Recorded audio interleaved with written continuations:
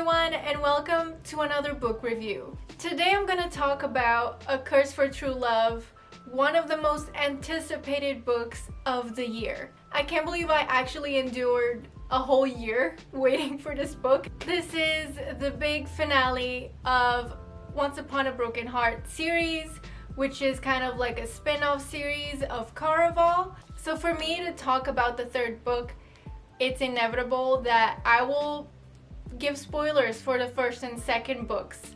I think at this point it's very hard to talk about anything without already knowing what happened before, so watch at your own risk. And as far as spoilers for this one, I will try to keep the spoilers to a bare minimum, if at all possible, at first, and I will just leave the spoiler talk for the end of the video so you can get out if you want to. So Caraval and Once Upon a Broken Heart series, they're on my very top of book series.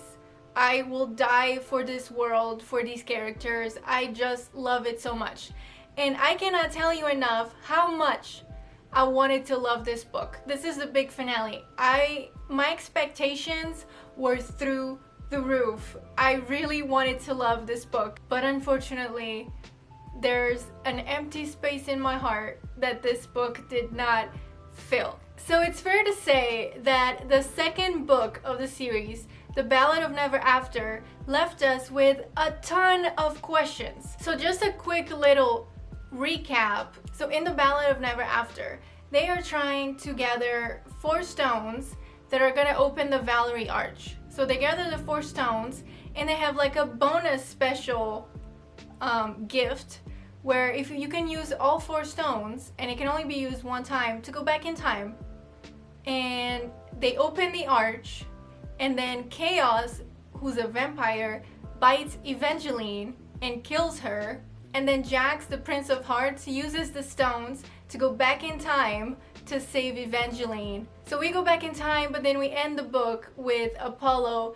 erasing Evangeline's memories. And that was the ending of book 2. So now let's get on with A Curse for True Love. Evangeline has no memories, okay? That is basically the plot of the book. She's living with Apollo because they are married. She doesn't remember Jax at all. It's a tragedy. And this goes on for half of the book, maybe even more, a little more than half the book. She has no memories. Nothing actually happens. The book is very slow. Nothing happens for the majority of it. And then the final 100 pages or less, that's when everything all of a sudden evolves. But even though that's when we're getting the majority of all the action, it doesn't feel big. If you compare it to The Ballad of Never After, all those events that happen at the end of the book were shocking, and the plot twist, and you're in it for a roller coaster, and you just can't believe what's happening, right? That kind of feeling is what I was expecting for this one, or even bigger, but it didn't really happen. Like I said, I love the Magnificent North. I love this world. I will read anything that Stephanie Garber writes next. But this book, this is the finale of an amazing trilogy. This is the climax of the story. I was expecting an emotional roller coaster, some heart-wrenching. I was expected to have my heart broken. I'm ready for the emotional damage. So for half of the book, Evangeline doesn't remember anything. She basically doesn't remember the whole other 2 books. Okay? Everything is gone, deleted. And Apollo just keeps growing more despicable by the minute. I never actually liked Apollo, but he was never the big deal. He was just kind of there, and then he was cursed, and that's fine. But in this book felt like Apollo's book, and it had no business being Apollo's book. I couldn't care less about Apollo. All I care about is Evangeline and Jax. That's all I want to know. I want to know they are supposed to be endgame. Okay, I want them together. I feel like the whole issue now would be them working together to try to find a way to break the curse so that they can end up together, or I don't know, die trying. I don't know. And what did we get? Crumbs of Jax. He was barely in the book. It's criminal. I mean, throughout the whole book, we get like, I didn't count, but like 4, 5 appearances from Jax. And then he's at the ending. Obviously, that's when everything's unraveling. But still. And also, I have to say, we did get Jack's POV. I think we got a few of those from his POV. And that's because this book is not just from Evangeline's point of view. There's multiple POVs. And by multiple, I mean Apollo, Evangeline, and a few of Jack's. But my biggest beef with this book is that this is supposed to be Evangeline and Jack's book, not Apollo's book.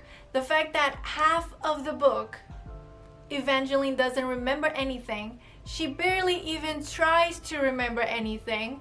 And she's just like meandering around, just doing absolutely nothing for half of the book. It's a complete waste of time. I feel like the part with the amnesia should have been, I get that that's how the second book ended, so it needs to be continued like that, but like a quarter of the book or something, a lot less longer. And if you're gonna make half of the book with absolutely nothing happening, then when she actually remembers, I don't know, I feel like it should have been more dramatic. I think everything that happened in the book should have been way more dramatic than the way it actually happened. Also, some characters didn't even show up. Like, they're gone. Like, their story ended. And I wasn't aware that their stories ended when they did. You know, like, characters from the first and second book, I didn't realize that that was the last time they were gonna show up. Like, that's the end for them. I guess they're not important anymore to the story, and I get it. Also, there are so many questions that were left unanswered. I can't even argue that was it on purpose. You cannot, this is the ending of the series, so it cannot be on purpose. You can't just leave all these loose ends because you feel like it or you don't want to explain it. We need answers, we need closure.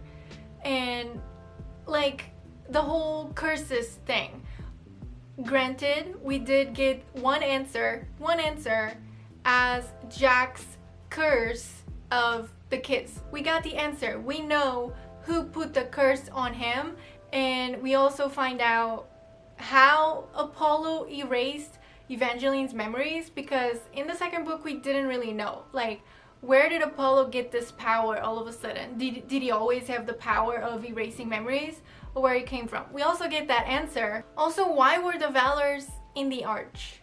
How did they get there? And we still don't know why the Magnificent North works this way. Why are things erased? Like, why are people not able to remember things? Why do stories get twisted? I feel like we didn't really get an answer, and if we did, I completely missed it. And do let me know if I just missed it completely. I don't think that was answered. Okay, now that I talked about my feelings for this book more broadly, at this point, I kind of want to go into the nitty-gritty, and I want to talk about more specific things that happen in the book.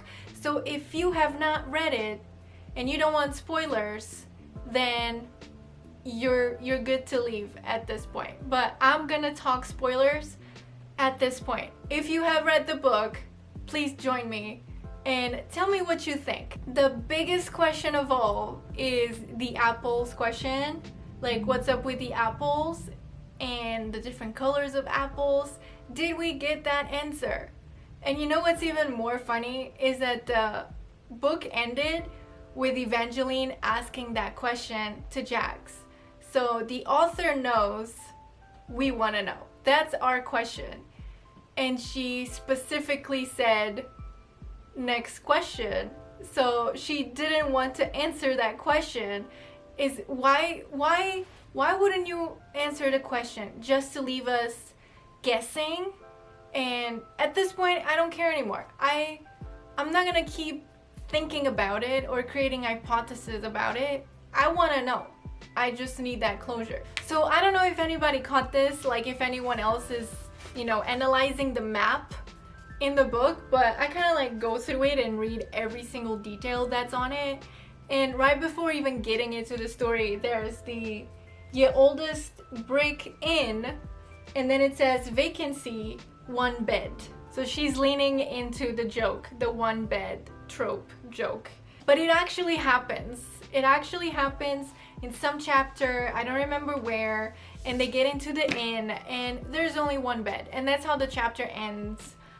There's only one bed. And we're all like, oh, of course. But does anything happen? No, it doesn't. Usually when there's only one bed, we have a feeling of what's gonna happen. And it's a different kind of exciting, okay?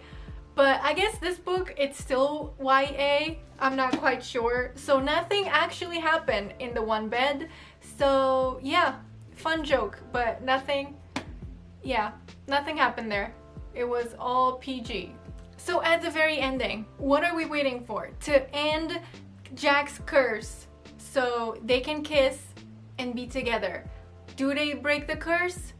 Yes, they do. So basically the curse was broken because they love each other and it was true love. And they shared a true love kiss. That's what we've been waiting for 3 books. That's the moment we've been waiting for them to kiss. And I cannot tell you enough how underwhelming that moment was. Like, I just wanted to feel like, you know, like the birds are singing and like the wind is blowing and you're being lifted off your feet, like that like magical type of moment. That's what I wanted to like feel from it. Like something really like dramatic. That's the moment we've all been waiting for. But what actually happened was so underwhelming and it kind of like just happened. And I was so underwhelmed. The whole book was so underwhelming to me. I wanted it to be so much more dramatic than it was. And I don't know why it wasn't as dramatic. And it was this part, I thought it was kind of dumb. But after they kiss, there's this moment where they're not sure if she's gonna die or not. And she kind of starts feeling like faint and she can't open her eyes and she's like kind of like falling. And everybody's like, is she dying? Jax doesn't know, is she dying? We're like, is she dying? And what does she say? No, I just forgot how to breathe. I just forgot how to breathe. I was like, no, that's so dumb. I don't know if that was just supposed to be funny or what that was supposed to be. So all was good. All was good. She didn't die. They broke the curse. Apollo, great ending for him, by the way. Great ending for Apollo. He got what he deserved. And that's basically it. They break the curse. The villain is punished. And it's a happily ever after. The last line of the book, it says, other stories were brewing in the magnificent north. So this just means that there's gonna be more books, maybe from other characters. I don't know where things are gonna go from here because this is the finale of this story, right? And it looks like Stephanie Garber wants to continue to write books about the magnificent north.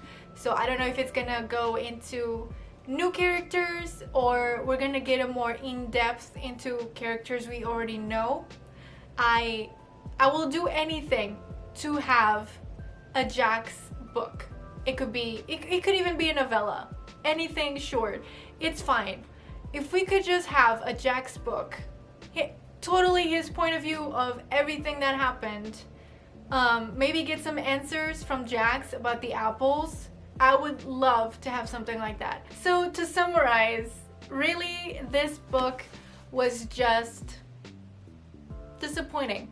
It was disappointing. Nothing happened. Most of it was a waste of time. Everything that was worth reading, everything that actually added value to the story happened in the last 100 pages, less than 100 pages. So many things were left unanswered and in the open. I can't believe this is Apollo's book. I can't get over it. This book should have been all about Evangeline and Jax. This whole story is about them. They are the main characters. So the fact that Apollo came out of nowhere and became the main character of this book, it's insane to me. The Ballad of Never After is the best book in the series. That was the peak of the series. That book broke my heart, put it back together, only to break it again. I loved it. And I know it sounds crazy, but that's the kind of emotional damage that we're expecting from books sometimes, and that's what I wanted from this one and didn't get. But yeah, I think those are all of my thoughts of this book. Honestly, I feel like ever since I finished reading this book and while I was reading it, I feel like my thoughts were all over the place. I feel like they still are. So I hope I didn't forget to say anything. But yeah, those are mainly my thoughts for this book. Do let me know in the comments of this video what you thought of it. Do you share my thoughts? Do you completely disagree? I would love to know. So this is it for this video. I really hope you enjoyed it. If you did, please give it a like and make sure to subscribe, and I will see you next time. Bye bye.